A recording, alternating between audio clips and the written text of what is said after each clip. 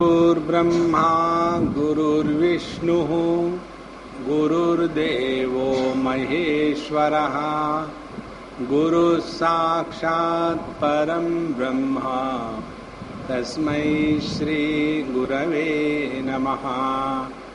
तस्मै श्री गुरवे नमः।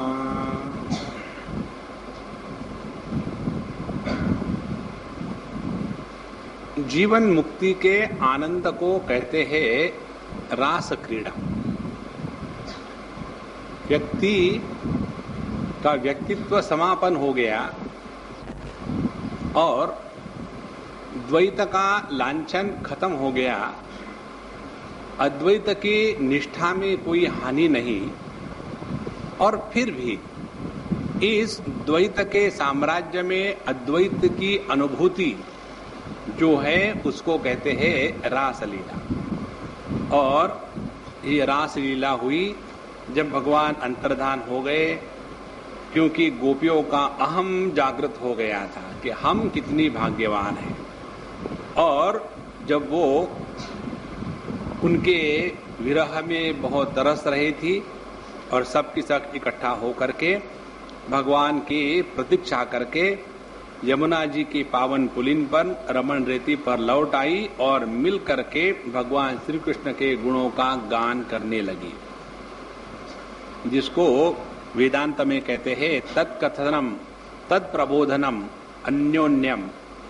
उसी के बारे में सुनना, उसी के बारे में बोलना, उसी के बारे में बताना, इसको कहते हैं ब्रह्माभ्यास। इसी प्रकार से ये गोपियों के अंतःकरण में, वाणी में, मन में, क्रियाओं में भगवान के सिवा कुछ और था ही नहीं। तन मनस्का तदालापहा तत्विशेष्टा तदात्मिका तद्गुणानि मगायन्त्यः नात्मा गाराणि सस्मरुः। इस प्रकार से जब वो सभी की सभी गोपियां विरह के अग्नि से तपती हुई पहुंची और उसके बाद वो भगवान के बारे में एक दूसरे से गानों में कहने लगी। पहले भगवान के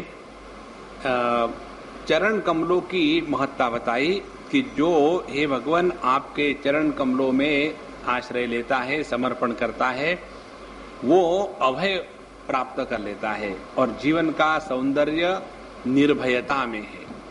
जिसके जीवन में भय है वह व्यक्ति कभी भी आनंद का अनुभव नहीं करता, और जिसने आनंद का अनुभव नहीं किया वो है संसारी।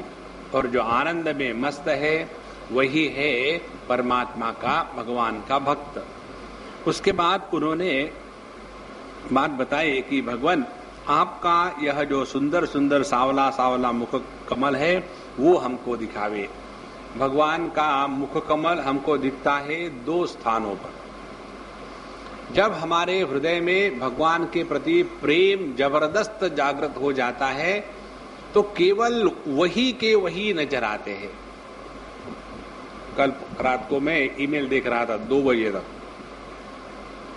तो उसमें एक ने लिखा था कि स्वामी जी पता नहीं हमको क्या हो गया है, बस अब दूसरा कोई सोचता ही नहीं, चारों तरफ एक ही धुन लगी है, बस भगवान ही भगवान, भगवान ही भगवान, और हर चीज में से अब रस निकल गया है और उसके कारण घर में परेशानी हो रही है।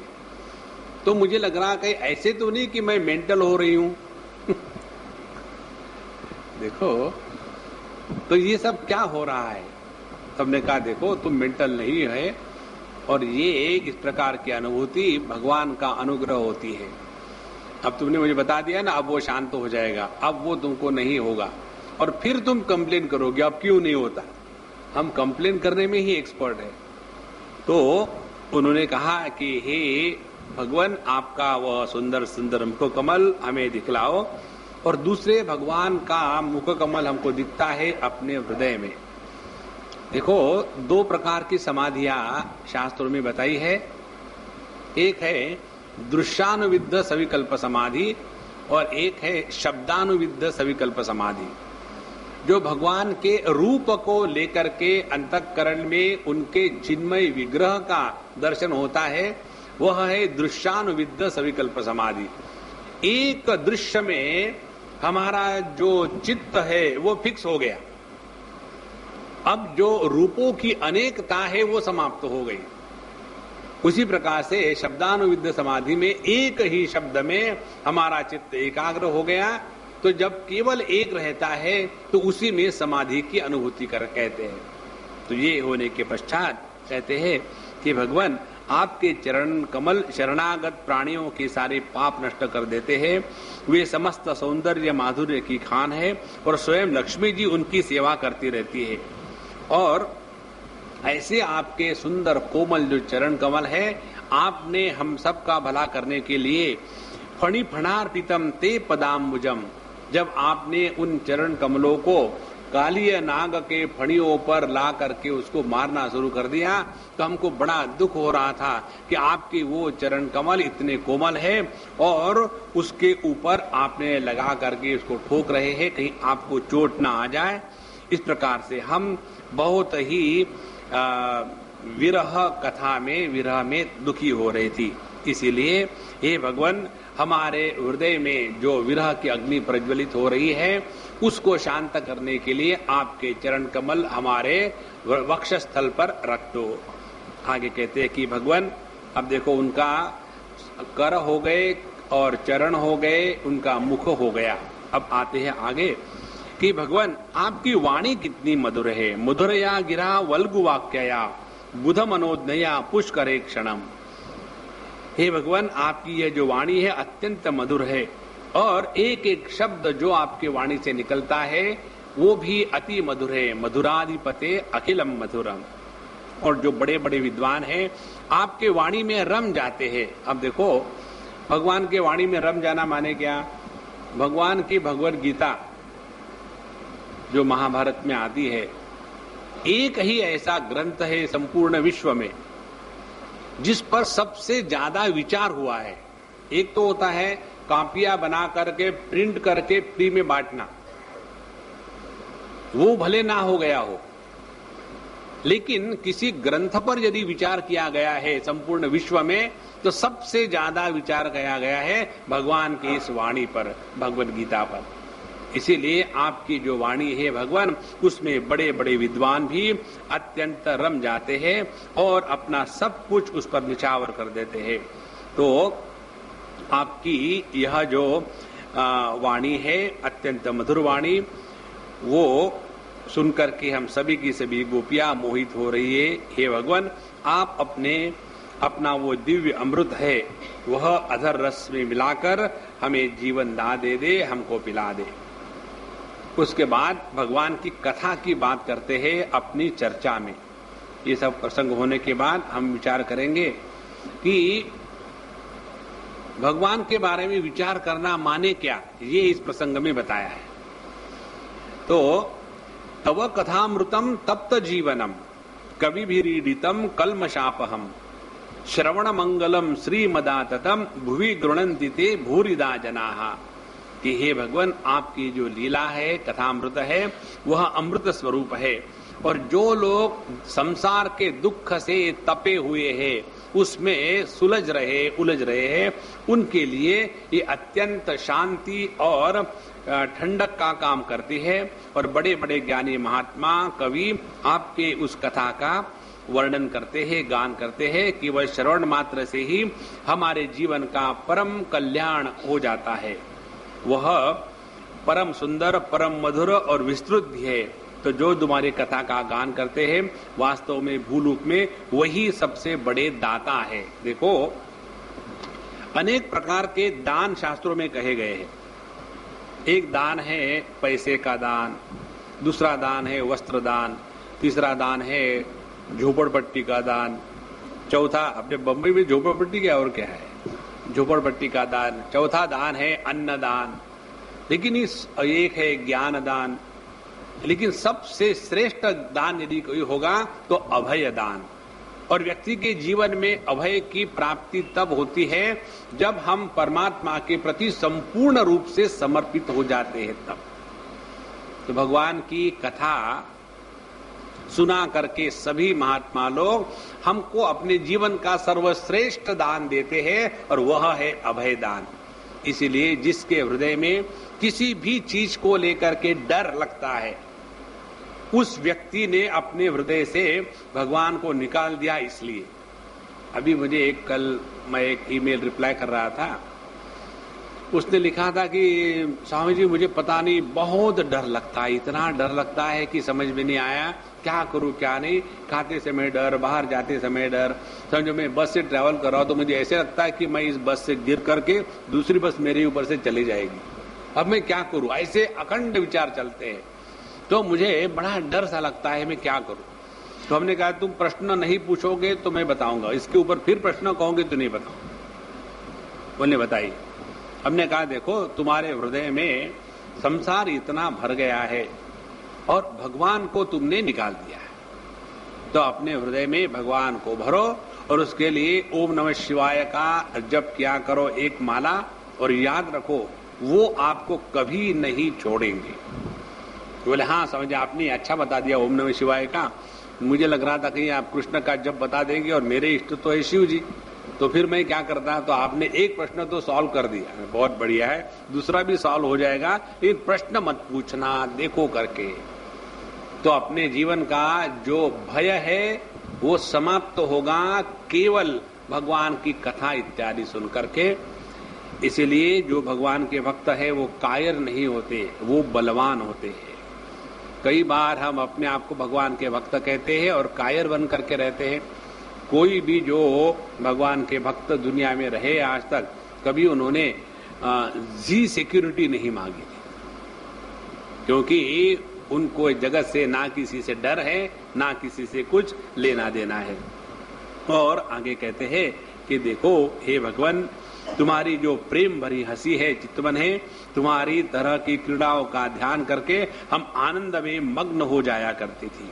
हे मंगलदायक,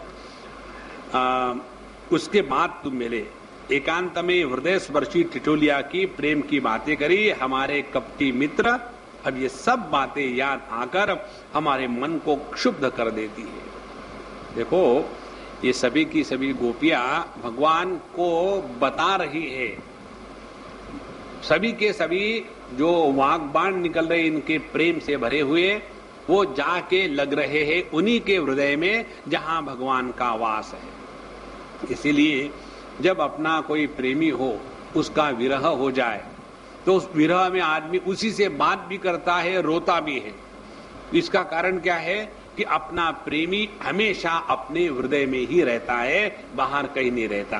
प्रेमी ही क्यों, दुश्मन भी हृदय में ही रहता है, क्योंकि जगत में रहने का एक ही स्थान है और वो है अपना हृदय। इसीलिए अब हम ये निश्चय कर ले कि अपने हृदय में प्रेमी को रखे या दुश्मन को रखे। उसके बाद कहते कि भगवान आपके चरण तो कमल से भी अत्यंत कोमल है, और जब तुम गैयों को चलाने के लिए व्रज में घूमते थे इधर उधर, तो हमेशा हमको यही लगता था कि वहां के जो कंकड़ है, पत्थर है, आपके चरणों को चूप करके वहां आपको कितना कष्ट होता होगा, और उसको सोच सोच करके हमारा मन बेचैन होता था। अब देखो जब किसी से प्रेम होता है ना, तो व्यक्ति ये भूल जाता है कि मैं क्या कर रहा हूं, क्या नहीं कर रहा हूं। हमको देखो कई बार ऐसा अनुभव आता है, कई जगह हम होते हैं और कोई ना कोई हमारे साथ है, तो समझो कुछ हमको पानी पीना है, कुछ करना है, तो कहीं ना कहीं से फट करके आकर के सामने पानी दे दिया। पानी दे करके हमको पीने से जितनी खुशी नहीं होती, उतनी देने वाले को खुशी होती है। देखो ये है प्रेम का लक्षण।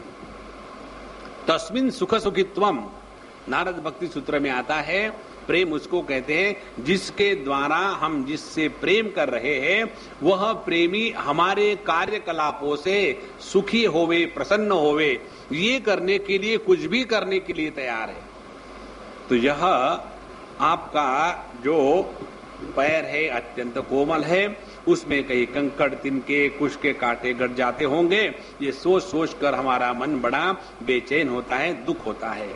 और जब शाम को दिन ढलने पर जब तुम वापस आते हो और उस समय गौओं के खुर से उड़ उड़कर घनी धूल पड़ी हुई है, आपके इन सुंदर बालों पर, और उस समय तुम्हारा सौंदर्य देख के हमारे मन में आपको मिलने की बड़ी प्रेम की आकांक्षा उत्पन्न हो जाती है, और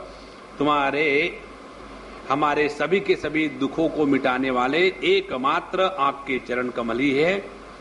इसकी सेवा लक्ष्मी जी ने की है और वे ही इस पृथ्वी के भूषण हैं, और इसीलिए जो व्यक्ति आपके चरण कमलों का हमेशा ध्यान करता है उसकी सब आपत्तियां कट जाती है। इसलिए हे भगवान, आपके यह जो कल्याण स्वरूप चरण कमल है हमारे हृदय पर रख दो ताकि हमारा भी कल्याण हो जाए। अब आते हैं अधरामृत के पास। कहते हैं कि हे भगवान, सुरत वर्धनम शोक नाशनम स्वरित वेडुना सृष्टु चुंबितम इतर राग विस्मारणम नृणाम वितर वीरनस्ते अधरामृतम। हे भगवान, आपका जो अधरामृत है वो अत्यंत सुंदर है, सुख को आकांक्षा को बढ़ाने वाला है और विरह जन्य दुख को नष्ट करने वाला है। देखो, ये आप सबका अनुभव होगा, जब कभी किसी से प्यार आता है तो चाहे वो मनुष्य रहे या कुत्ता रहे, जाकर के जब तक के हम किसी को किस नहीं करते तब तक कि ऐसी नहीं लगता कि वही अपना है, उससे मिल लिए। इसीलिए हमने किस वेदांत शुरू किया है। मालूम है किस वेदांत का अर्थ क्या है? ये टर्म हमने कहीं परदेश में प्रयोग की थी कि Swami ji, on what you will talk? I said I will talk on kiss Vedanta. What is this new Vedanta? Yes, new. किसका अर्थ है keep it simple and short, is called as kiss Vedanta. तो यह जो अधरामृत है, ये बांसुरी जिसको भली भांति चूम रही है और एक बार जिसने उसको पी लिया है उसके जीवन में सभी आसक्तियों का स्मरण नहीं होता। और हे भगवान, वही अधरामृत हमें आप वितरण करे, हमें पिलाए। और उसके बाद कहते हैं कि जब तुम वन में विहार करने के लिए चले जाते हो गायों को बछड़ों को लेकर के, तो हमको एक एक जो क्षण है युग के समान कटता है। अटति यद भवान ही काननम त्रुटि युगायते त्वाम अपश्यताम कुटिल कुंतलम श्रीमुखम चते जड़ उदीक्षताम पक्ष्मकृदृशाम। तो हे भगवान, आप जब संध्या के समय लौटते हो, आपकी जो घुंघराली बाल है अत्यंत सुंदर मुखारविंद है, और उस समय हम नहीं चाहते कि हमारी आंखें एक क्षण के लिए भी बंद होवे पलकों के गिरने से, लेकिन दिन भर आपकी राह देख देख करके हम इतनी थक जाती है, और जब आपका सौंदर्य देखने का समय आता है तब उस समय हमारी आंखें झपकने लगती है, जैसे सत्संग में जाकर बैठने के बाद। वैसे सब ठीक चलता है, पता नहीं सत्संग में जाके बैठो, मेडिटेशन में बैठो, उसी समय क्यों नींद आती है। तो उस समय लगता है कि ये जो ब्रह्मा जी है उन्होंने बड़ी गलती करी आंखों को पलके दे करके। यदि आंखों को पलके ही नहीं होती तो भगवान, हम आपका जो मुख कमल है हमेशा देखते ही रहते हैं। तो ये पलकों को बनाने वाला विधाता मूर्ख है। देखो, गोपियों को भगवान कृष्ण को डांटने में जब कोई लज्जा नहीं रहती थी तो ब्रह्मा जी किस झाड़ की पत्ती। तो हमको लगता है ये विधाता जिसने आंखों में पलके बनाई है मूर्ख ही है। और श्याम सुंदर कहते हैं, पति सुदान वय भ्रातु बांधवा अति विलंघ्यते च्युता तागता। हे श्याम सुंदर, हमने अपने पति पुत्र भाई बंधु कुल परिवार सबका त्याग कर दिया, उनकी इच्छा उनकी आज्ञाओं का उल्लंघन करके हम आपके पास आइए। हम तुम्हारे एक एक चाल समझती है, जानती है और संकेत भी समझती है, उन तुम्हारी मधुर गति को भी हम समझते हैं। उसी से मोहित होकर के हम आपके पास आ गई है। और इतना होते हुए भी हे कपटी कन्हैया लाल, इस रात के समय तुमको कैसी हिम्मत होती है कि लड़कियों को छोड़ करके अंधेरे में छुप जाओ। देखो, जैसे जैसे प्रेम बढ़ते जाता है ना, तो उस प्रेम में जो दूसरेपन की भावना है वो समाप्त होते जाती है, और जितनी दूसरेपन की भावना समाप्त होगी उसमें फिर जो अंतर है अंतर कम हो जाता है। जहां अंतर कम हो गया उस समय फिर मान अपमान अपना पराया सब कुछ समाप्त हो जाता है। और इसीलिए हम गोपियां भगवान को डांटने भी लगी और कहते हैं, भगवान रहसि संविदम हृदयो हृच्छयोदयम प्रहसिताननम प्रेम वीक्षणम। तुम एकांत में मिलने की प्रेम के भाव को जगाने वाली बातें करते थे, बड़े हंसते थे हमारे साथ, और तुम्हारी इस प्रेम भरी चितवन से हमारी ओर देख करके मुस्कुराते थे, और हम देखती थी तुम्हारा वक्षस्थल जिस पर श्री जी का नित्य निरंतर निवास है। तब से अब तक निरंतर हमारी लालसा बढ़ती ही जा रही है, हमारा मन अधिकाधिक मुग्ध हो जा रहा है। इसलिए हे भगवान, सभी व्रज वनवासियों के संपूर्ण दुख ताप को नष्ट करने वाली, विश्व को पूर्ण मंगल करने के लिए ही तुम्हारा है हृदय, तो हम तुम्हारे लिए लालच से भरे हुए हैं। थोड़ी हमको ऐसी औषधि दे दो कि हमारे हृदय का यह जो प्रेम रोग है हमेशा के लिए शांत हो जाए, और जो तुम्हारे चरण कमल है अत्यंत सुकुमार है। हम देखो गोपियों के हृदय की कितनी पवित्रता है। कहते हैं तुम्हारे जो चरण कमल अत्यंत सुकुमार है, उन्हें हम अपने कठोर स्तनों पर भी रखते रखते बड़े डरते हैं कहीं आपके चरण कमलों को चोट ना आ जाए। इस प्रकार से हे भगवान, ऐसे आपके चरण जिनको आपने कंकड़ पत्थर आदियों में रखा तो क्या उसको पीड़ा नहीं होती थी? अब देखो इनके भाव। जो ये समझती थी कि भगवान के चरण की कोमलता को उनके स्तनों का कठोर स्पर्श दुख देगा, उनको भगवान जब नंगे पैर गायों के पीछे जाते थे तो उनका हृदय कितना रोता होगा। देखो प्रेम की पराकाष्ठा। इसलिए हे भगवान, अब तुम जहां भी हो, जैसे हो, अब यहां आ जाओ। अब हम तुम्हारे सिवा एक क्षण भी नहीं रह सकते। ऐसा 31वें अध्याय में कहने के पश्चात भगवान ने देखा अब इन गोपियों में अहम का समापन हो गया और अब परमात्मा का महात्म्य बढ़ गया। अब देखो एक कथा को इस प्रकार से सुने। भगवान ने आकर के स्वयं ही वंशी वादन करके सबको बुला लिया। तात्पर्य क्या? हमारे जीवन में भगवान का अवतरण हमारे भाग्य से, हमारे प्रयत्न से, हमारे पुरुषार्थ से, हमारी साधना से नहीं होता, भगवान के अनुग्रह से। और भगवान के अनुग्रह तब करेंगे कि जब हमने पूर्ण प्रयत्न कर लिए हैं और प्रयत्न करने के बाद ये बात समझ में आई कि अपने प्रयत्नों के कर्मों के फलस्वरूप परमात्मा जीवन में नहीं आते, तब जाकर के भगवान का अनुग्रह होता है। हम यदि ये कल्पना करें, अच्छा बता दिया, भगवान का अनुग्रह होगा तब होगा, चलो पकौड़े खाते। हाँ, पहले मेहनत करो और मेहनत करने के बाद ये समझ ले कि इस मेहनत का फल परमात्मा की प्राप्ति नहीं है। साधना का तात्पर्य इतना ही है कि साधना करके परमात्मा नहीं मिलते, तब जाकर के शरणागति संपूर्ण रूप से आती है। इसीलिए भगवद गीता के 18वें अध्याय में भगवान सब कुछ बताने के बाद अंतिम वाक्य कहते हैं, सर्वधर्मान परित्यज्य माम एकम शरणम व्रज। अभी तक जो जो हमने प्रयत्न किए थे, अपने वर्णाश्रम के अनुसार, अपनी साधना के अनुसार, हमने कर्म योग, भक्ति योग, ज्ञान योग बहुत सारा कर लिया, लेकिन उससे हमको प्रभु की प्राप्ति नहीं होती। वो प्राप्ति होती है परमात्मा के अनुग्रह से। तो जहां इन गोपियों को भगवान ने अनुग्रह करके बुलाया और जब ये गोपियां भगवान के साथ रास में आ गई तो उनको लगने लगा कि देखो हम कितनी भाग्यवान है। राम राम कहो। जो अपने भाग्य की सराहना करते हैं वो परमात्मा का तिरस्कार करते हैं। भाग्य से कुछ नहीं मिलता, मिलता है प्रभु के अनुग्रह से।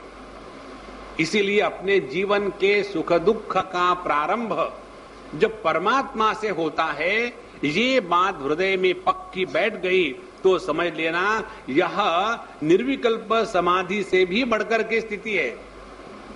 फिर उसमें हमको आंख मूंद करके बैठना नहीं है कि चलो अब विचार नहीं आए। अरे आने तो क्यों डरते हैं? हर एक विचार हमको प्रभु का स्मरण कराता है। प्रतिबोध विदितम मतम। इसीलिए जब गोपियों का ऐसा विचार बदला कि हम कितनी भाग्यवान हैं, तो उनका ध्यान परमात्मा से हट करके अपने पर आ गया। जहां परिपूर्णता का त्याग करके परिच्छिन्नता को ग्रहण कर लिया, वहां व्यक्तित्व का निर्माण हो गया। जहां व्यक्तित्व का निर्माण हो गया, वहां परमात्मा उसी व्यक्तित्व के पीछे छिप गए। देखो, जैसे एक समझो कोई प्राइम मिनिस्टर है, तो प्राइम मिनिस्टर परिपूर्णता है, लेकिन वो प्राइम मिनिस्टर बाप बनकर के अपने बच्चे के लिए घास का कॉन्ट्रैक्ट दे देता है, या तो यूरिया का दे देता है, और कॉन्ट्रैक्ट किसका दे? उस समय क्या हो गया, उस बाप के पीछे प्राइम मिनिस्टर छिप गया। देखो, वैसे देखा जाए तो परमात्मा परिपूर्ण है। जैसे अपने देश के लिए प्राइम मिनिस्टर परिपूर्ण है, पूरे देश पर छाया हुआ है, लेकिन वो प्राइम मिनिस्टर कहां छुप गया? एक छोटे से व्यक्तित्व, मेरा पुत्र। इसी प्रकार से परमात्मा के अनुग्रह से उनका स्मरण करने के स्थान पर जब हम अपने भाग्य की सराहना करने लग जाते हैं, तो वह परिपूर्ण परमात्मा परिच्छिन्न व्यक्तित्व के पीछे छुप जाता है। और जब ये बात होती है, तब जीवन में परिपूर्णता का आनंद समाप्त हो गया और परिच्छिन्नता का दुख प्रारंभ हो गया। उसी को कहते हैं संसार।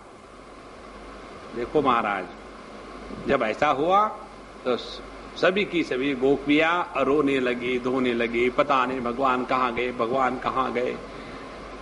और उस समय देखा, अरे अरे देखो, इनके कदम यहाँ है। और जब उनके हृदय में भगवान को प्राप्ति की फिर लालसा हुई, तो भगवान के चरण कमल के चिन्ह उनको दिखे। परमात्मा के डायरेक्टली चरण कमल नहीं दिखे, चिन्ह दिखे।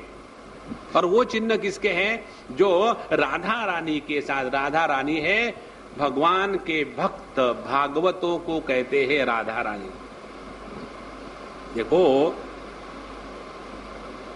वृंदावन में केवल एक ही पुरुष है, बाकी सब स्त्री है। रूप गोस्वामी जी के जीवन की एक कथा आती है। एक बार मीराबाई, उन्होंने उनका बड़ा नाम सुना, तो पहुंच गई वृंदावन।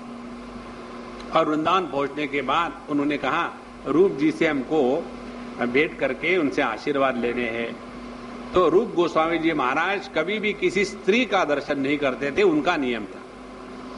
तो उन्होंने कहा कि मैसेज भेज दिया कि मैं किसी स्त्री का दर्शन नहीं करता। तो उन्होंने, मीराबाई ने फिर एक मैसेज भेजा कि मुझे लगता था कि वृंदावन में केवल एक ही पुरुष है, बाकी सब तो स्त्रियां हैं, कि दूसरा पुरुष कहां से टपका। देखो, तो जितनी भी गोपियां हैं, ये हम सब लोग हैं। और हम में जिसका मन भगवान के प्रति संपूर्ण समर्पित हो गया है आराधना के द्वारा, वही है राधा रानी। तो ऐसी राधा जी के साथ भगवान जा रहे थे, और उन चरण कमल के जो चिन्ह है, उससे फिर थोड़ी थोड़ी भगवान की उपलब्धि उन गोपियों को हो रही थी। और जब ये हो रहा था, तो उस राधा रानी को भी लगा, देखो बाकी गोपियों में मैं श्रेष्ठ हूं। ये जो अहंकार की मक्खी है ना, ये किसी को नहीं छोड़, कहीं भी बैठ लेगी। चाहे बंगाल का रसगुल्ला हो या अपने बंबई की गंदगी हो, कहीं भी बैठने के लिए इस मक्खी को कोई शर्म नहीं है। इसी प्रकार से चाहे हमारे जीवन में कुछ अच्छी प्राप्ति होवे, उसका अभिमान, अहंकार, कुछ बुरा होवे, उसका अहंकार।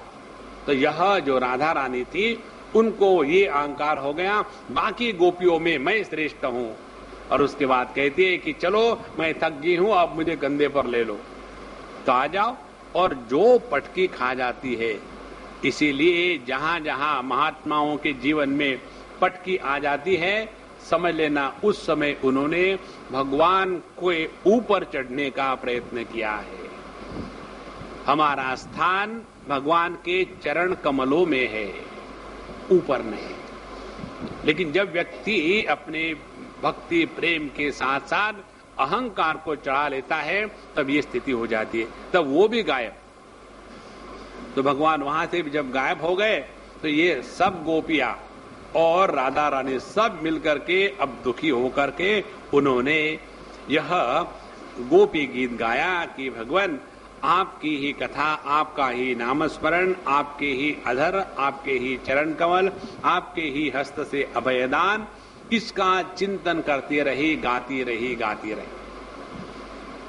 ये जब उन्होंने शुरू किया तो उसके द्वारा फिर उनका जो अहम जागृत हो गया था कि हम बड़ी भाग्यवान हैं, फिर वो छुप गया। जैसे वो अहम छुप गया तो भगवान फिर प्रकट हो गए।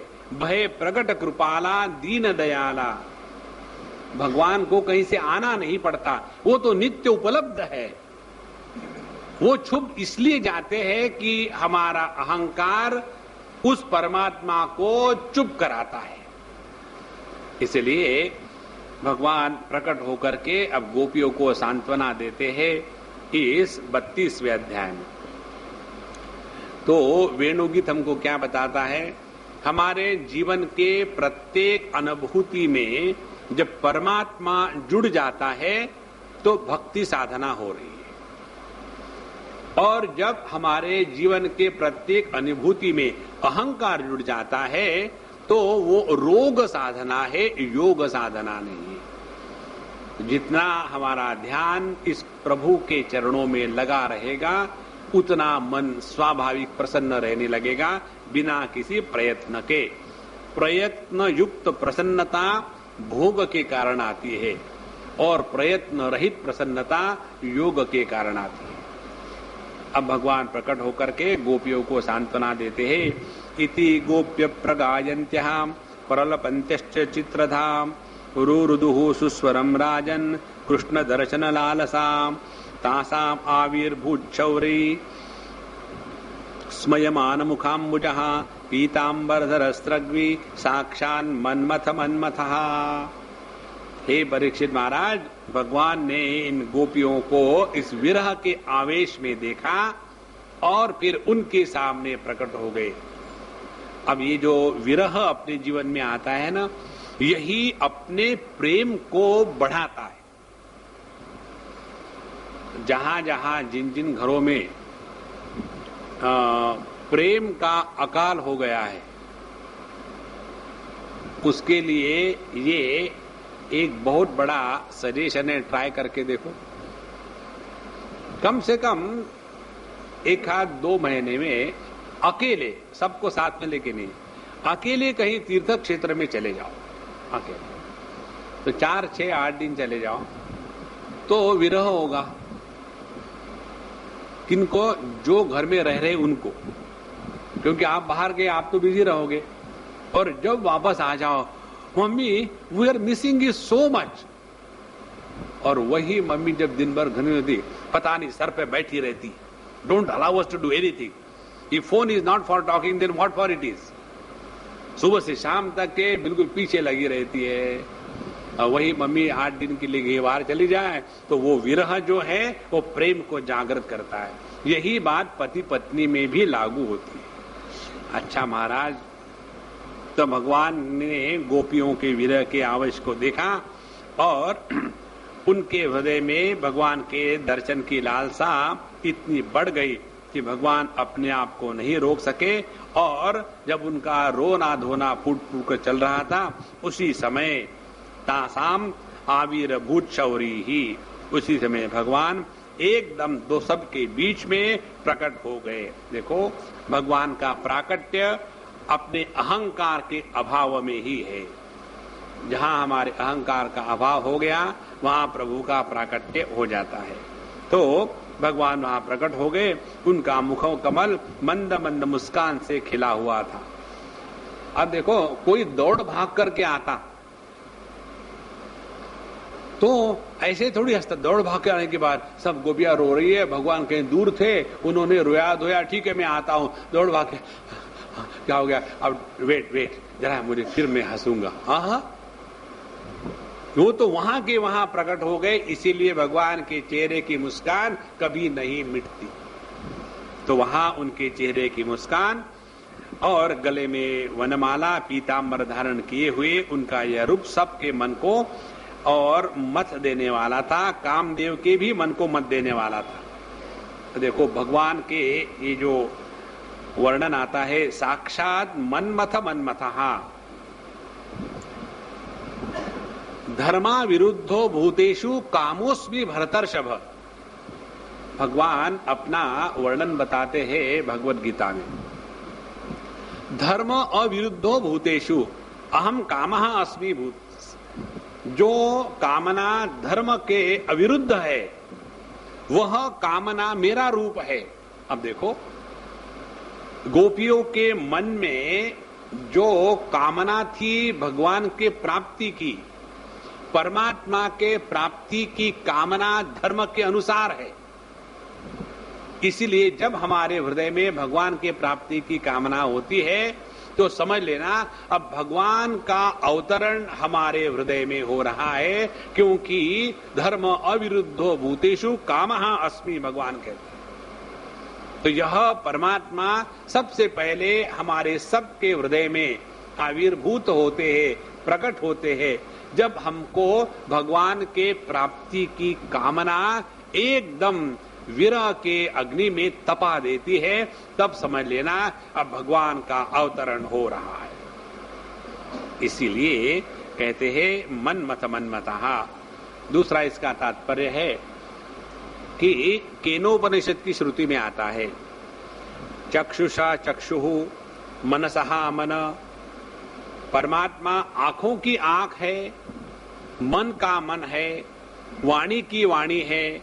इसी प्रकार से काम का भी काम है, जिसके कारण काम का अस्तित्व है, इसीलिए मन्मथा। ऐसे भगवान सबके बीच में प्रकट हो गए। इस जगत का जो सौंदर्य हम कहते हैं ना, हमारे सौंदर्य की भाषा किसी कबूतर के चेहरे को देख करके तुम्हारा चेहरा चंद्रमा के जैसा है, गंजा। देखो एक बार हम कहाँ थे, शायद केदारनाथ जा रहे और पूर्णिमा की रात्रि थी। वहां रामगढ़ एक रामपुर या रामपुर आता है, वहां हम लोग हॉल्ट किए, क्योंकि गौरी कुंड में जगह बहुत कम मिलती है रहने के लिए। हमारे पास 2 बसें थी, तो बाकी जो ऑर्गेनाइजर थे वो सब ठीक ठाक कर रहे थे। हम जाकर के छत पे बैठे, खुला छत था और बढ़िया सुंदर चंद्रमा की ज्योत्सना थी, चांदनी चमक रही थी। हम वहां जाके बैठे तो एक एक होकर के सब आ गए। और सब आने के बाद बातें शुरू हो गई कि स्वामी जी यहाँ से कब निकलेंगे, क्या निकलेंगे। हमने कहा कुछ तो दूसरी बात करो, इतना सुंदर माहौल है, देखो सुंदर ठंडी ठंडी हवा चल रही है और सामने की पहाड़ी एकदम दीवार के जैसे खड़ी है और वहां एक पूर्ण चंद्रमा आकाश में लटका हुआ है। ये सब देख करके कल क्या करेंगे? अरे धुत तेरी की, तो कुछ तो विचार करो। अच्छा बोले स्वामी जी क्या विचार करें? हमने कहा बताओ ये चंद्रमा को देख करके क्या विचार आपके मन में आ रहा है? स्वामी जी खाने में पापड़ मिलेगा क्या? देखो पेटू होते हैं, उनको कुछ दूसरा नजर नहीं आए। तो हर एक ने अपनी अपनी कल्पना बताई। हमने कहा चलो बहुत हो गया, आप सब सामान ठीक हो गए, चलो आपको बिजी रखने के लिए मैं यहाँ आया था और कुछ नहीं। तो स्वामी जी आप भी बताइए, आपको चंद्रमा को देख करके क्या याद आ रहा? तो हमने कहा एक रात में कितने चांद खिले, एक आकाश में, बाकी सब मेरे सामने। काफी गंदे थे उसमें, तो सब के सब बैठे हुए। देखो भगवान कि यह जो सुंदर सुंदर चेहरा है, मनमथ, तो जो सौंदर्य है एक चेहरा विशेष को देख करके जो सौंदर्य होता है उसमें आसक्ति होती है और वह आसक्ति बंधन का कारण है।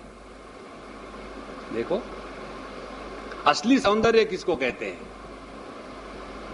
जो जिह्वा केवल एक ही रस का ग्रहण कर सके। बंगाली जिह्वा है तो केवल मिठाई का ही ग्रहण करे, तो वो बंगाली जिह्वा दरिद्री है। अपने जिह्वा के द्वारा रस ग्रहण करने का सौंदर्य ये है कि वो सभी रसों का ग्रहण करे और फिर भी सभी रसों के परे होवे।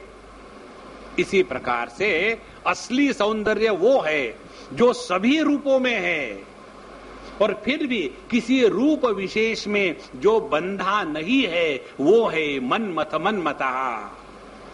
इसका वर्णन भगवद गीता के 9वें अध्याय में भगवान कहते हैं, मया ततमिदम सर्वम जगद अव्यक्त मूर्तिना। जितना जगत है नाम रूपात्मक है, यह नाम रूपात्मक जगत मैं जो नाम रूप के परे हूं उसके द्वारा व्याप्त है। इस समझ को कहते हैं मन्मथा। देखो, इसीलिए भगवान का जो रूप है, जितने भी कामदेव का सौंदर्य है, उन सब के परे, उनसे सबसे श्रेष्ठ है। जहां हमारी दृष्टि विषयों में आसक्त होकर के नष्ट हो जाती है, तो शब्द स्पर्श रूप रस रंग इनका परिच्छिन्न रूप ग्रहण होने के बाद जो अनुभूति है, उस आसक्ति के द्वारा बंधन निर्माण होता है।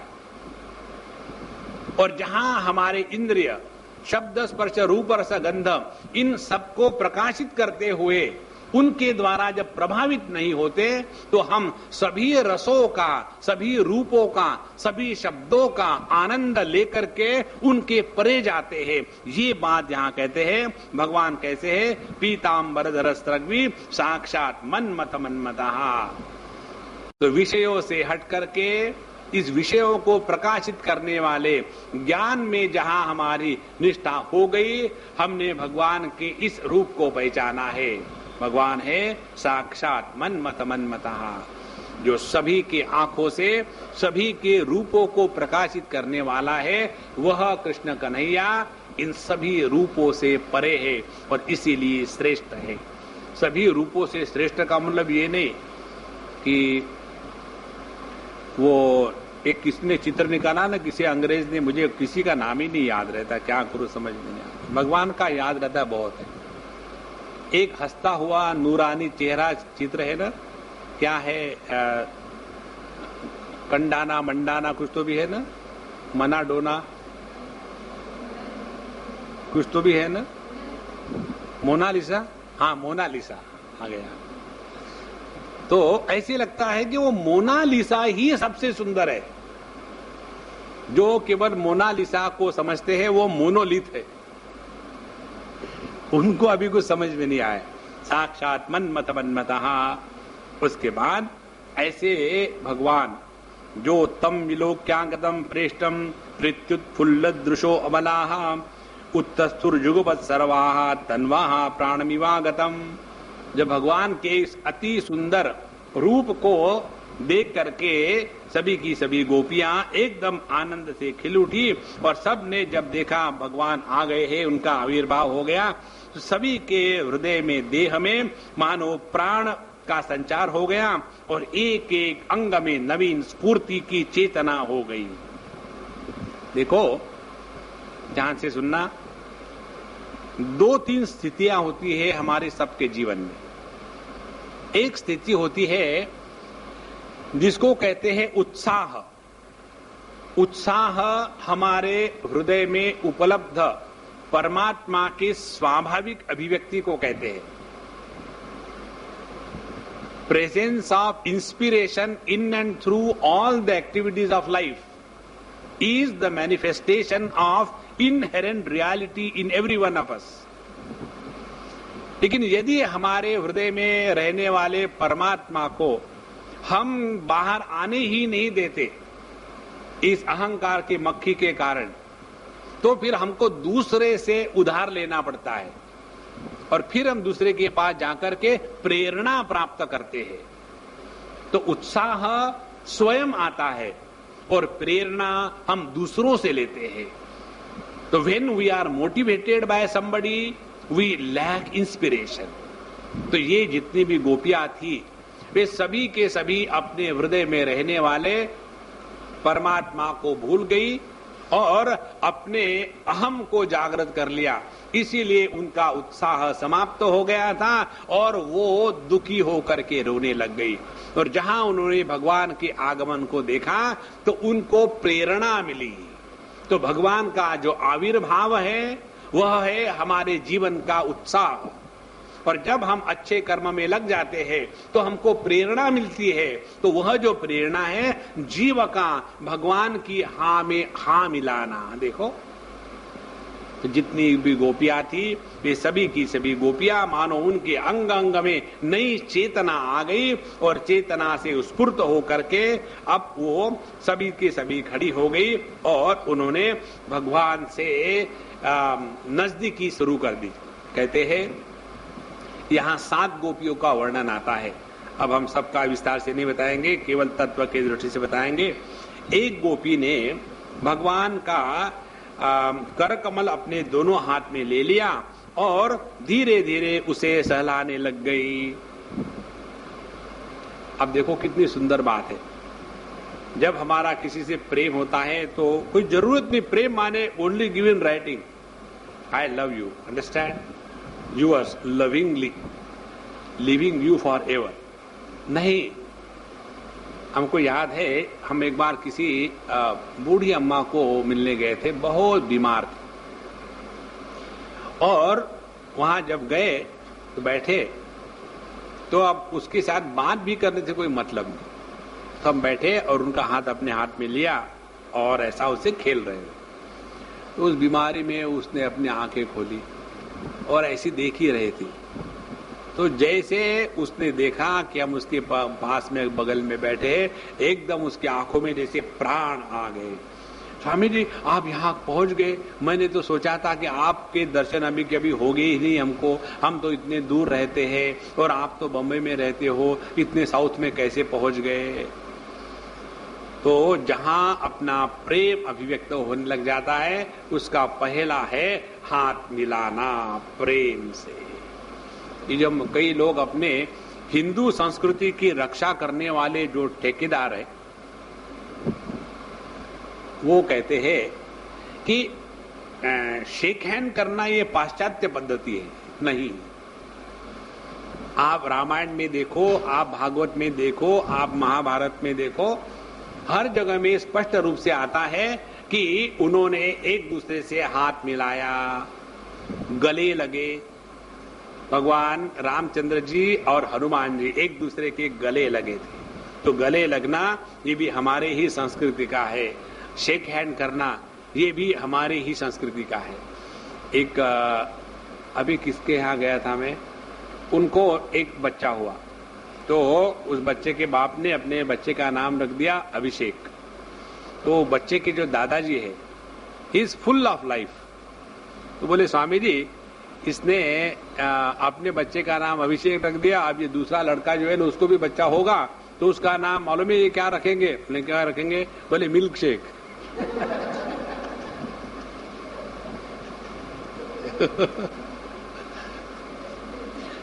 तो बड़ा प्रेम से उन्होंने भगवान के हाथ पकड़ा और उससे सहलाने लगी। अब दूसरी गोपी वो कहती है कि उन्होंने भगवान का जो चंद्र से चर्चित हाथ था, भुजदंड था, उसको अपने कंधे में रख लिया, भगवान के हाथ को अपने कंधे पर रख दिया।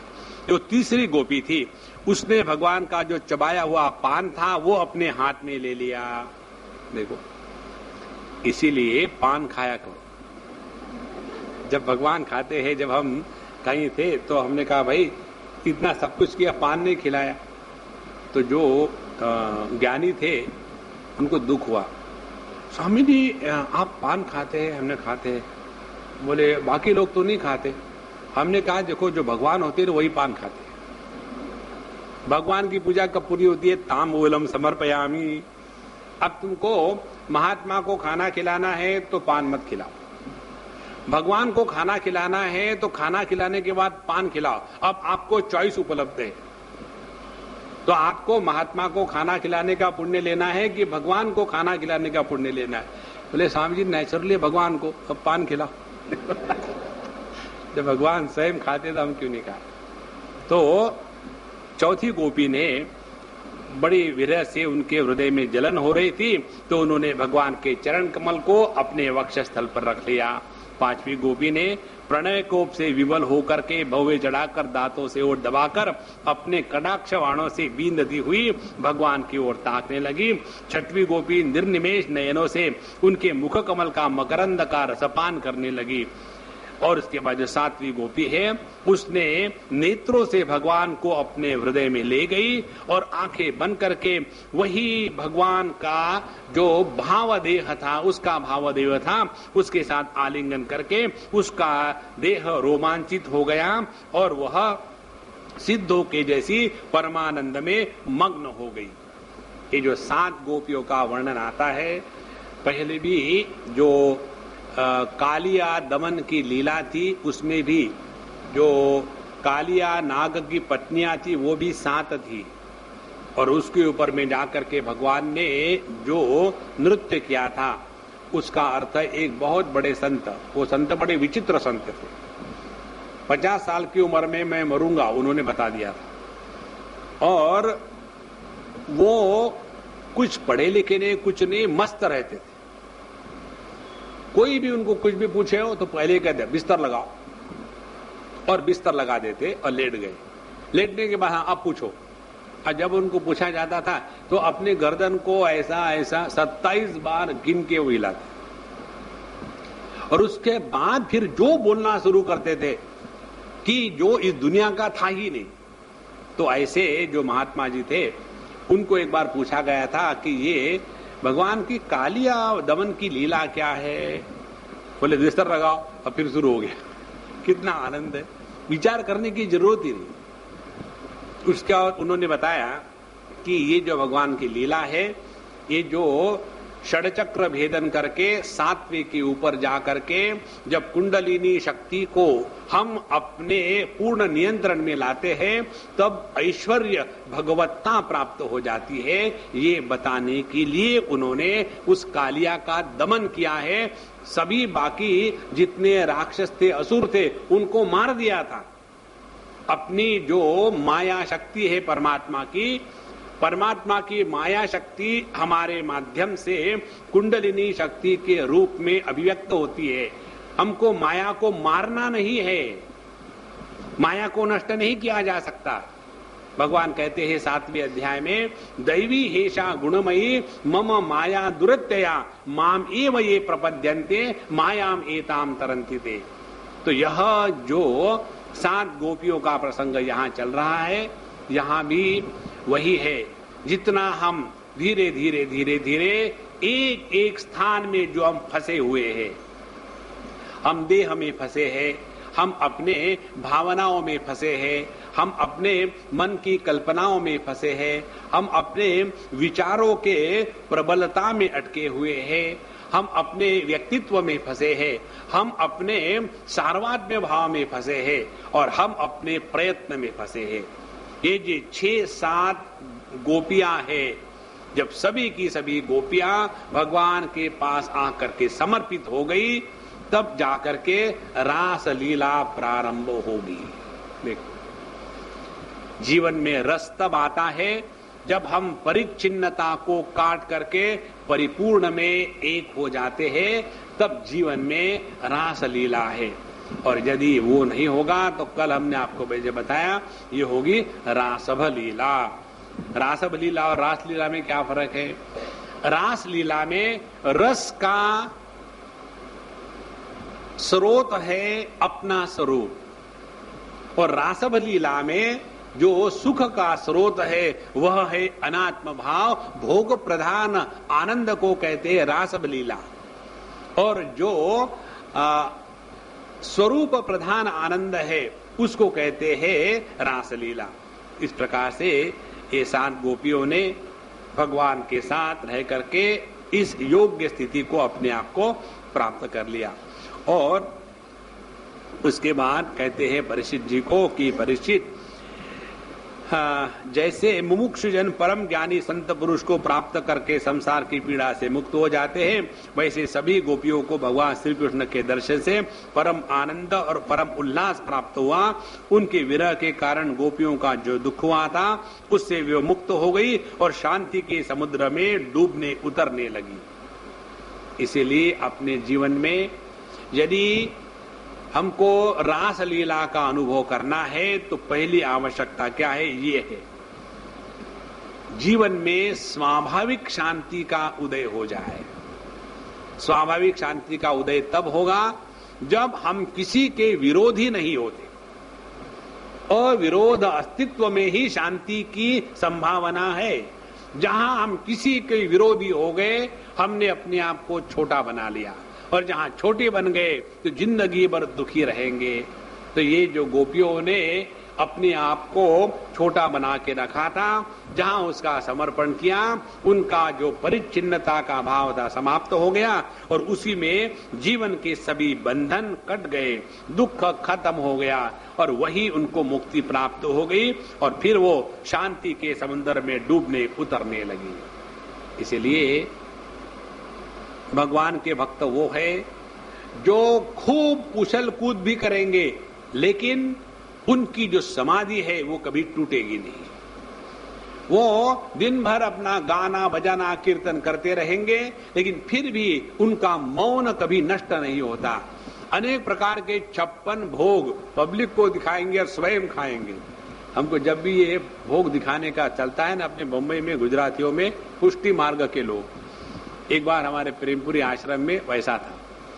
वहां लिखा था कि 56 भोग ऐसे ऐसे माले पर है। तो स्वामी जी आप नहीं देखेंगे? हमने कहा हमको खाने देंगे क्या? बोले नहीं, हम नहीं जाएंगे। देखना क्या, भोग तो करना है, देखना थोड़ी है, चित्र देख लो फिर।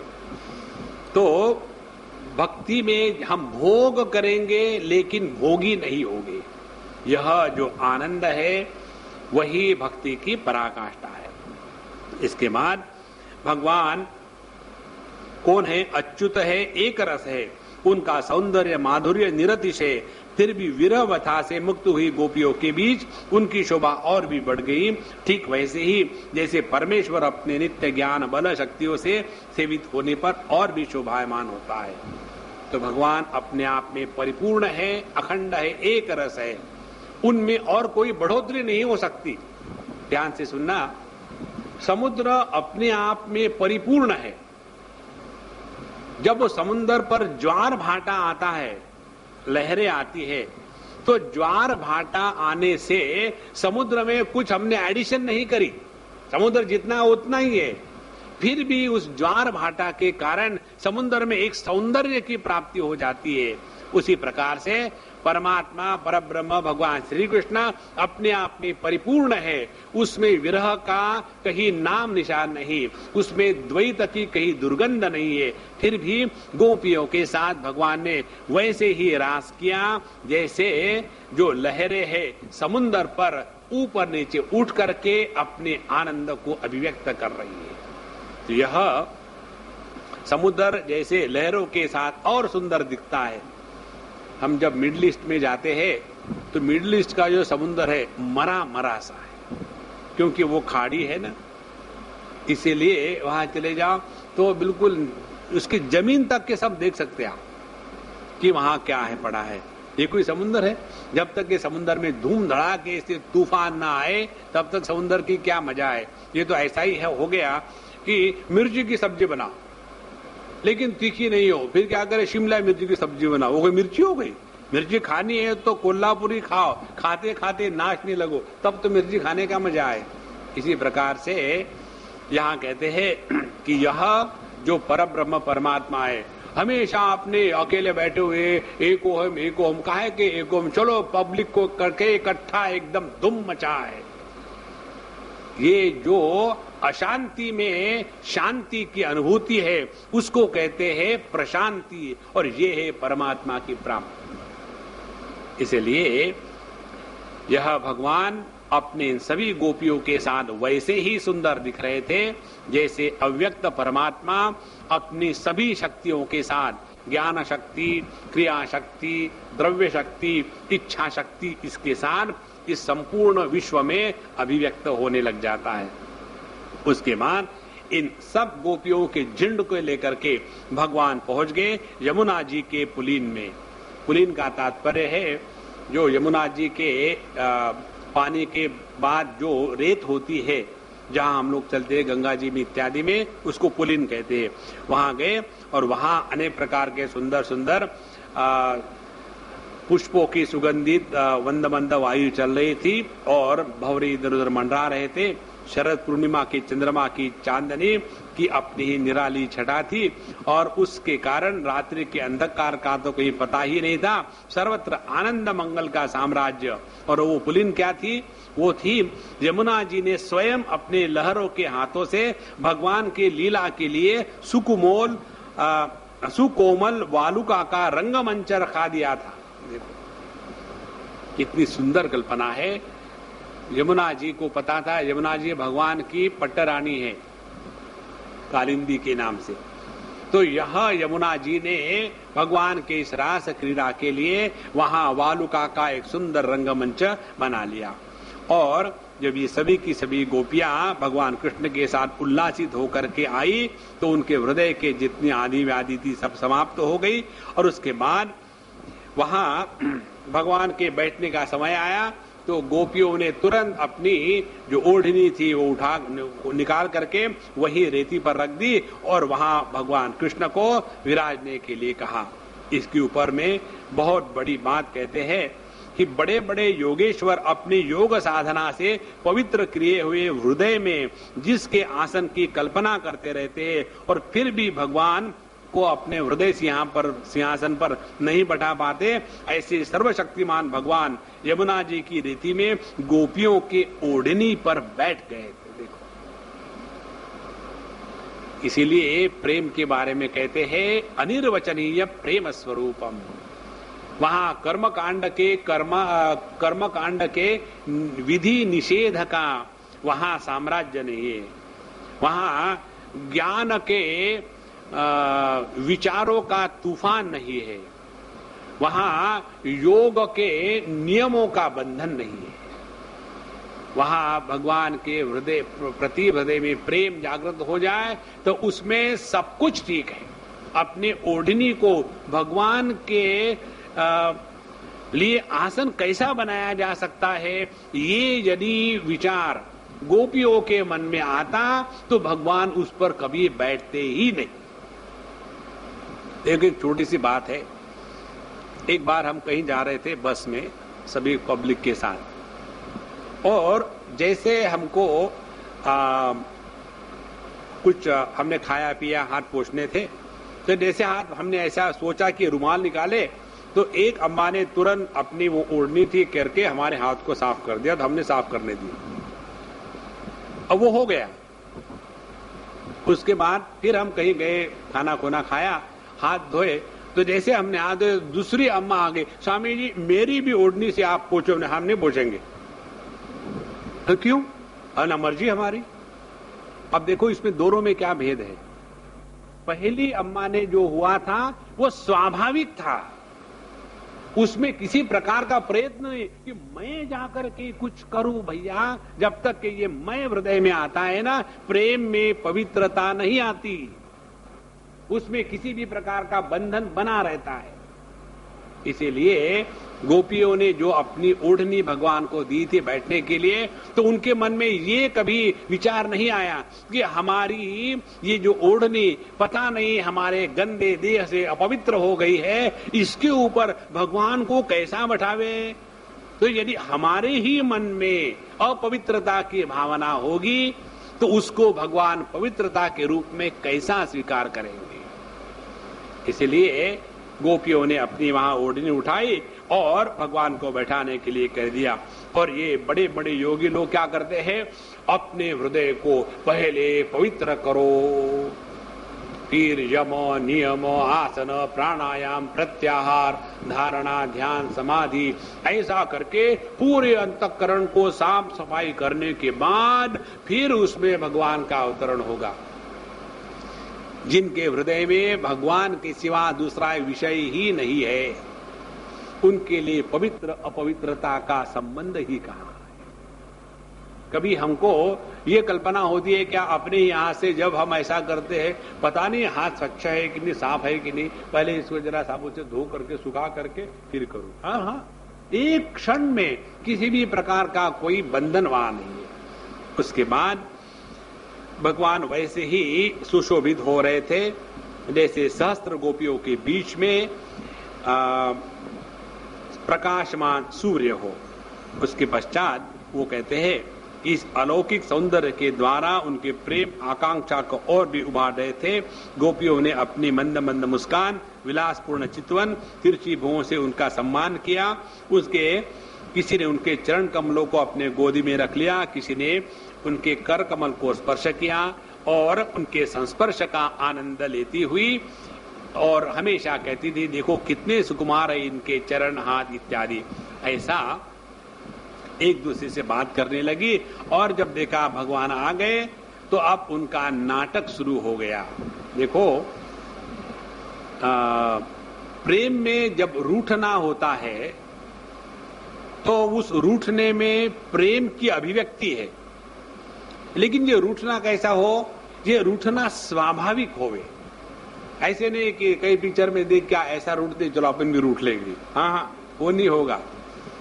जितना अपने जीवन में स्वाभाविकता का व्यवहार होगा उतना हम अपने हृदय में रहने वाले प्रेम को अभिव्यक्त करेंगे।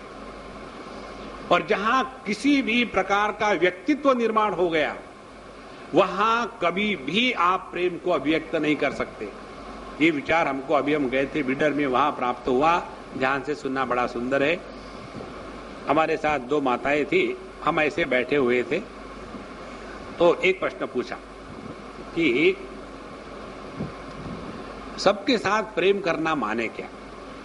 देखो कितना सुंदर प्रश्न है। तो उसके उत्तर में ये विचार मिला कि जितना हम 100% वर्तमान में रहेंगे उतना हम अगले के लिए 100% उपलब्ध है। प्रेम किसको कहते हैं? जब हम किसी के प्रति 50% अवेलेबल है, 50% नहीं, तो हमारा प्रेम 50% हो गया। 70% अवेलेबल है तो 70% हो गया। और जब हमारी उपलब्धि 100% है, 100% उपलब्धि कब होगी? जब हम वर्तमान में 100% होंगे तब। तो भगवान नित्य निरंतर काल से निरपेक्ष होने के कारण, देश के द्वारा बंधन में नहीं रहने के कारण भगवान का जो अस्तित्व है यह परिपूर्ण है, यह 100% है। ये ना तो काल के द्वारा काटा गया है, ना देश देश के द्वारा परिच्छिन्न हो गया है। और इसीलिए भगवान के साथ रहने में प्रत्येक जीव को आनंद की अनुभूति होती है। लेकिन जब एक जीव दूसरे जीव से बात करता है तो एक परिच्छिन्न दूसरे परिच्छिन्न से बात करेगा तो वहां संगीत थोड़े आएगा, वहां तो खटखटाहट होगी रेलवे के कंपार्टमेंट के जैसे। इसीलिए प्रेम का तात्पर्य है जब हम अपने परिच्छिन्नता को पूर्ण रूप से भूल चुके हैं। और परिच्छिन्नता को भूलने के लिए मेडिटेशन की जरूरत नहीं है। हम आपको मेडिटेशन की नई टेक्निक बता दें, है पुरानी, बोतल नहीं है।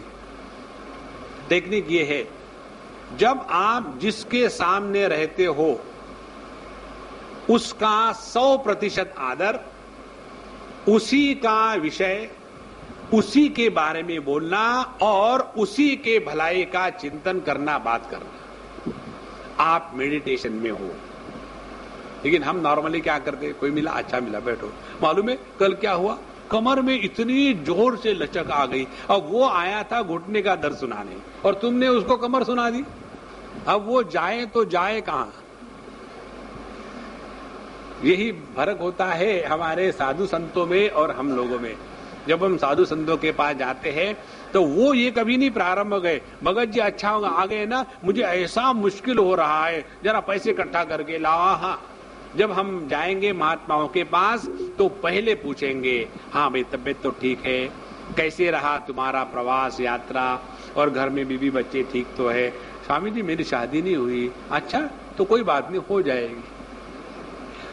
उनका पूरा का पूरा जो ध्यान है हमारे तरफ होता है, इसको कहते हैं प्रेम। देखो, इसको करके देखो। पति के सामने है तो केवल उन्हीं के बारे में सोचो, उन्हीं के बारे में कहो, हे पति देव, हो पति परमेश्वर। ऐसे नहीं, पति सामने अच्छा हो गया, आगे जाओ दूध लेके आओ। बेरा क्या पति को दूध लाने वाली भैंस बना के रखा है? तो जितना हम जो सामने है उसका आदर करें और उसी के बारे में चिंतन विचार करें, उसको कहते हैं प्रेम। तो ये जो गोपियां थी, ये इस प्रकार से ये अनुभव करती थी कि सभी के सभी जो गोपियां हैं उनको ऐसे लगा कि भगवान कृष्ण केवल हमारे ही पास है, और ऐसा भगवान श्री कृष्ण का जो दिव्य रूप था उनका रासोत्सव प्रारंभ हुआ। और उस समय ये प्रसंग हमारे रामचरितमानस में भी आता है। कहीं भी अच्छी बात हो रही हो तो आकाश में देवता लोग अपने कटोरी में फूल लेकर के खड़े रहते हैं और वहां से फिर फूल फेंकना शुरू कर देते हैं। तो यहाँ भी बताया है कि दिवो कसा सदा राणाम औत्सुक्या पहुर्ता आत्मनाम। उन्होंने इस रासोत्सव को देखा तो स्वर्ग की दिव्य दुंदुबियां अपने आप बजने लगी, स्वर्गीय पुष्पों की वर्षा होने लगी, गंधर्वगण अपनी अपनी पत्नियों के साथ भगवान के निर्मल यश का गान करने लगे। इसका तात्पर्य ये है कि जितने भी देवता आकर के फूल की वर्षा करने लगे, गान करने लगे, दुंदुबियां बजने लगी, माने हमारे अंतःकरण में एक महोत्सव का वातावरण निर्माण हो गया। देखो, 3 प्रकार के आकाश का वर्णन आता है शास्त्रों में। एक तो है भूताकाश, जिसमें हम सब भूत बैठे हुए। दूसरा है चित्ताकाश, और इस चित्ताकाश में वृत्तियों का साम्राज्य है। और तीसरा है चिदाकाश, जिसमें भगवान की दिव्य दिव्य विभूतियां अनेक देवताओं के रूप में है। तो जहां हम अपने इस चिदाकाश में प्रवेश करते हैं, वहां इस स्वर्ग की दिव्य दिव्य जो देवता है पुष्प की वर्षा इत्यादि करते हैं। तो रास मंडल में सभी गोपियां अपने श्याम सुंदर के साथ नृत्य करने लगी। और उस समय उनके जो पूरा का पूरा वर्णन आता है कि कलाइयों के कंगन, पैरों के पाए जेब जो थे, करदने के छोटे छोटे घुंघरू एक साथ बैठने लगी, और सभी की सभी असंख्य गोपियां भगवान के साथ बड़े मधुर ध्वनि से गा रही थी। और इस प्रकार भगवान की अनोखी शोभा हुई। और ऐसे ही जैसे बीच में कोई ज्योतिर्मय नीलमणि हो और चारों तरफ अगणित पीली पीली दमकती हुई सुवर्ण मणियों के बीच में। और नृत्य के समय गोपियां तरह तरह से ठुमक ठुमक कर अपने पांव कभी आगे बढ़ाती, कभी पीछे हटा लेती, और कभी गति के अनुसार धीरे धीरे पांव रखती, तो कभी बड़ी वेग से, कभी चाक की तरह घूम जाती, कभी अपने हाथ उठाकर भाव बताती, तो कभी विभिन्न प्रकार से उन्हें चमकाती, कभी बड़े कलापूर्ण ढंग से मुस्कुराती, कभी भौहें मटकाती। नाचते नाचते उनकी कमर ऐसी लचक जाती कि मानो टूट गई हो। झुकने, बैठने, उठने, चलने की फुर्ती से उनके स्तन हिल रहे थे, उनके वस्त्र उड़ जा रहे थे, कानों के कुंडल हिल हिल कर कपोलों पर आ रहे थे। नाचने से, परिश्रम से उनके मुख पर पसीने से बूंदे लटकने लगी। केशों की चोटियां ढीली हो गई और नीवी की गांठ खुली जा रही थी। इस पूर्ण प्रसंग में ये 2 बातें एकदम महत्व की है। उनके सर में जो उन्होंने बाल को बांध बूंद के रखा होगा, उनके जो बाल के गांठ थी वो धीरे धीरे खुलने लग गई इस रास के नृत्य में। और दूसरी बात, उनकी नीवी की गांठ खुल रही थी। 2 तरफ गोपियों ने बांध के रखा था अपने को, अपने वो क्या कहते हैं उसको, नीचे का जो पहनती है फ्रॉक, बड़ा फ्रॉक, उसको मुझे मालूम नहीं क्या कहते, क्योंकि मुझे मालूम ही नहीं, कहीं पहना भी नहीं। तो उसको रस्सी से बांधती है, वहां एक जगह बांधती है, और दूसरा अपने बालों को। ये 2 हमारे सबके जीवन में ग्रंथियां हैं। सर में जो बालों की ग्रंथियां हैं वो है अज्ञान ग्रंथि, और जो नीचे की है यह है हमारी जीव ग्रंथि। जब तक के ये 2 ग्रंथियों का भेदन नहीं होता, तब तक के रास लीला का अनुभव नहीं आ सकता। तो पहले हमको अपने काम कर्म की ग्रंथियों को हटाना है।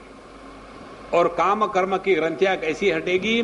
काम की ग्रंथि हटेगी श्याम के साथ रहने से, और कर्म की ग्रंथि हटेगी जब हम सभी के सभी कर्म परमात्मा के लिए करेंगे, जैसे गोपियां भगवान के लिए नाच रही थी। तो यद यद कर्म करोमि तत्तद अखिलम शंभो तव आराधना। तो हमारे जीवन के प्रत्येक कर्म जब भगवान के लिए हो रहे हैं और हमारे जीवन की प्रत्येक कामना हमको प्रभु के पास ले जा रही है, तो समझ लेना ये जो 3 गांठें हैं, अविद्या काम कर्म, तो ये काम और कर्म की गांठें नीचे की बांधी हुई रस्सी है, और जो बालों को बांध के रखा है ये है अविद्या की ग्रंथि। ये भी अब गोपियों के इस रास नृत्य में धीरे धीरे अब ढीली होने लग गई, और वो एकदम अपने देहात्म भाव से ऊपर उठ गई। देखो कितना सुंदर है। जब तक के आवरण भंग नहीं होता, तब तक के प्रेम की अनुभूति में परिपूर्णता नहीं होती। जब तक कि आवरण भंग नहीं होता, तब तक के समर्पण परिपूर्ण नहीं है। जब तक के प्रेम, यह जो अज्ञान का आवरण भंग नहीं होता, तब तक के किसी करने पर अभिमान और ग्लानि होती ही रहेगी।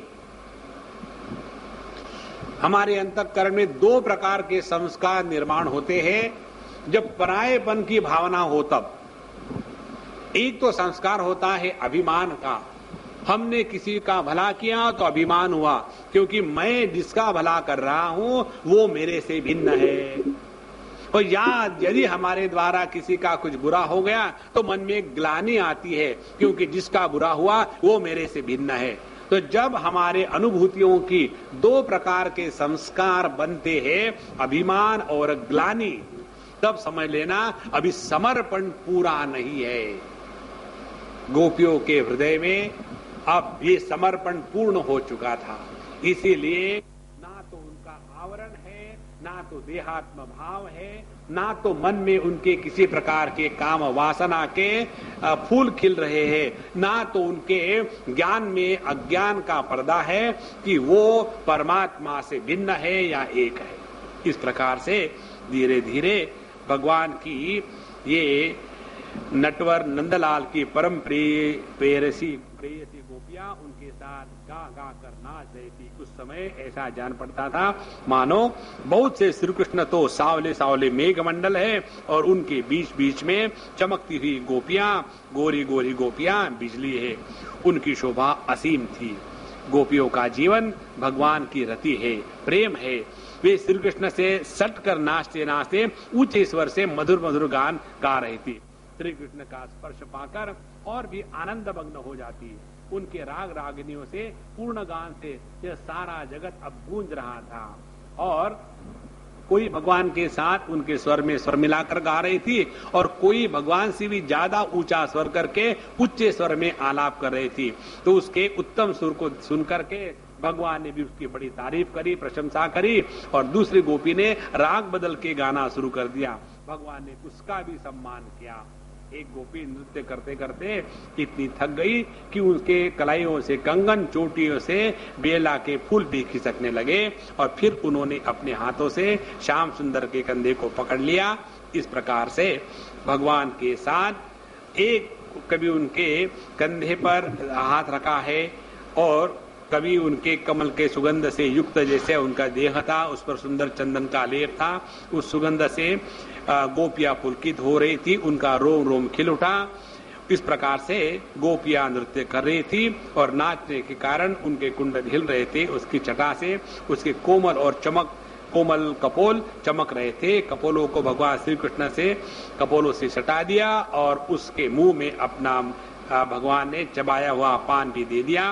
गोपी के नूपुर, करधने, घुंघरों की झरकती हुई नाच गा रही थी, ऐसे कि बस अब इसके बाद जगत में कुछ बचा ही नहीं। संपूर्ण गोपियां भगवान के इस रास लीला में एकदम मस्त हो गई। उसके बाद यहाँ जो गोपियों का सौभाग्य था, वो लक्ष्मी जी से भी बढ़कर है। और इसीलिए जहां भगवान नारद जी को सर्वश्रेष्ठ भक्तों का उदाहरण देने का समय आया तो उनको एक ही उदाहरण आया, यथा व्रज गोपिका नाम। उन्होंने लक्ष्मी जी का उदाहरण नहीं दिया, उन्होंने भगवान की जो 8 विशेष पत्नियां थी उनका उदाहरण नहीं दिया, उन्होंने जो 16,000 पत्नियां थी उनका उदाहरण नहीं दिया। उन्होंने कहा केवल यथा व्रज गोपिका नाम, देवकी से बढ़कर के, यशोदा से बढ़कर के भी गोपियों के प्रेम की महत्ता है। इसीलिए देवकी यशोदा का प्रेम केवल वात्सल्य में था, गोपियों के प्रेम में किसी भी प्रकार के बंधन का अवशेष भी नहीं था। तो इस प्रकार से भगवान श्री कृष्ण को अपने रूप में पाकर गान करती और विहार करने लगी। श्री कृष्ण ने उनके गले को अपने भुजापाश में बांध रखा था। उस समय गोपियों की बड़ी अपूर्व शोभा थी। उसके बाद भगवान के जो सुंदर सुंदर मुख पर सुंदर भाव थे, रास मंडल में भगवान उन सबके साथ नृत्य कर रहे थे।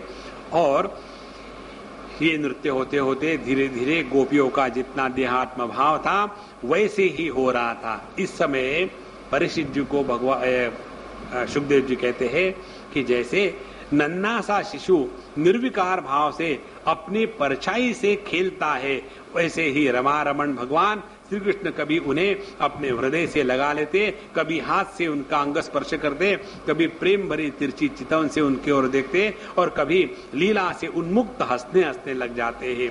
इस प्रकार उन्होंने व्रज सुंदरियों के साथ क्रीड़ा करी और विहार किया। भगवान का जो इन गोपियों के साथ नृत्य का प्रसंग है वो वैसा ही है जैसे एक बालक अपने परछाइयों के साथ कर रहा हो। अब कल्पना करो, समुद्र यदि अपने लहरों से खेलने लगे तो क्या उसको ये कहेंगे कि ये काम का विकार है?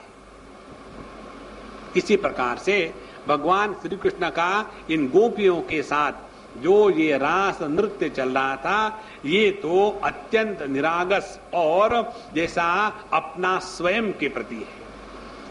इसलिए ये जो गोपियां हैं एकदम इतनी मस्त हो गई कि अब उनके अपने केश, उनके वस्त्र, उनकी कुंची को भी वो पूर्णतया संभालने में असमर्थ हो गई।